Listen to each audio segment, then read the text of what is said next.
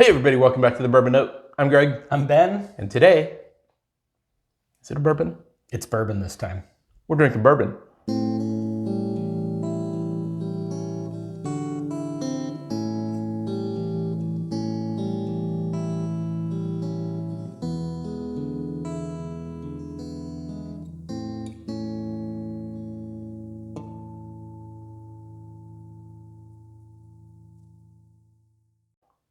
All right, Ben.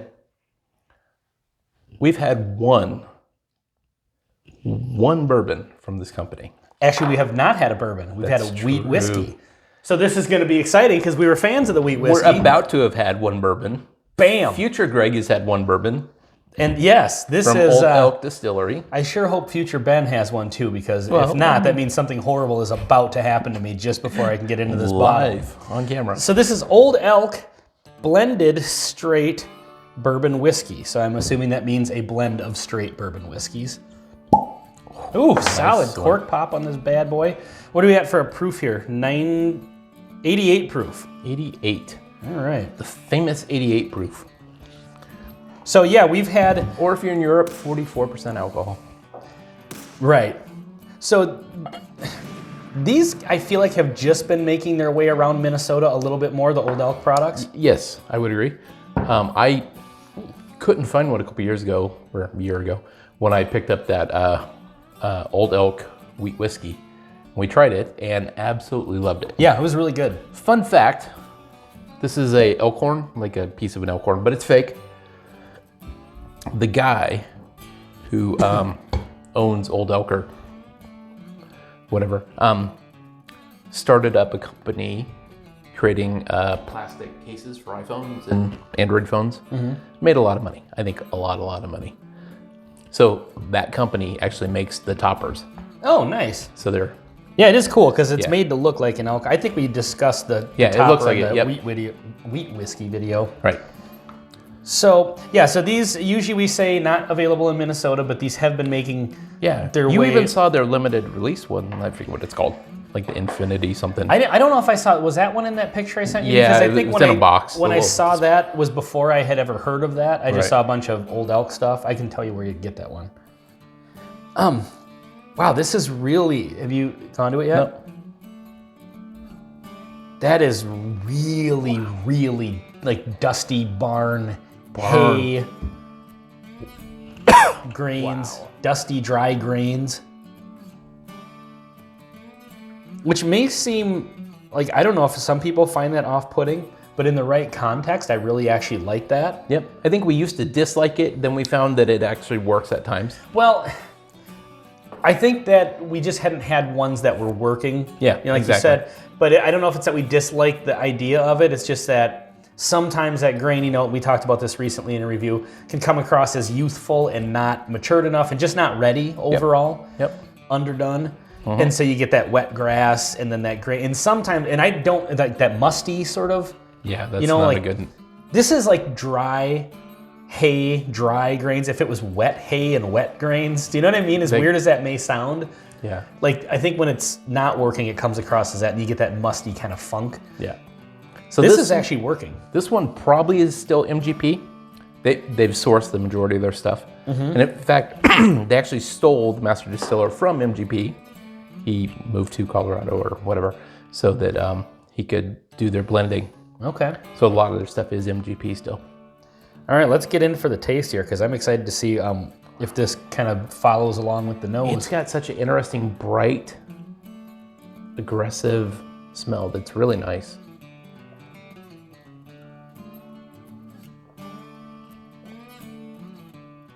Ooh. I think the taste matches the nose quite a bit. I was just gonna say all those same notes, but it's got a sharpness to it, like a spice. It does. Not like a pepper spice necessarily, almost just like a little bit of like barrel and alcohol. And at 88 proof, you're getting a little edge to it, which I personally like. I wonder if this is high rye. I don't know the... Ooh. Not necessarily getting the Did you notice? typical rye forward. Aged 5 years. Oh, nice. They put the age statement Thank on. you for the age statement. Yeah, that's awesome. So that helps. Yeah. The 5 years really helps. But I'm getting kind of a rye spice. Yeah. And it's only 88 I guess, proof. you know what, maybe, I was saying I wasn't really getting a rye profile from it that I wouldn't have maybe guessed. On the nose, I wouldn't be surprised if this is wheated just because it's got that, I would agree. that kind of bready sort of note to it. Yeah, I'm getting a little bit of like a rye whisk, well, more of a rye forward bourbon. Mm-hmm. That has a really nice spice on the back end of it for 88 proof. You know, we also had recently, and I won't mention it by name, but it was a malted barley forward bourbon. Like the bourbon. Is there a reason you don't want to mention it by name? I don't want to mention, and this is an Old Elk review. Okay. But anyway, we can compare. Yeah, and I don't have that bottle here, so. But it was a 4-grain mash bill. Okay, yeah, I know what you're talking about. Yep.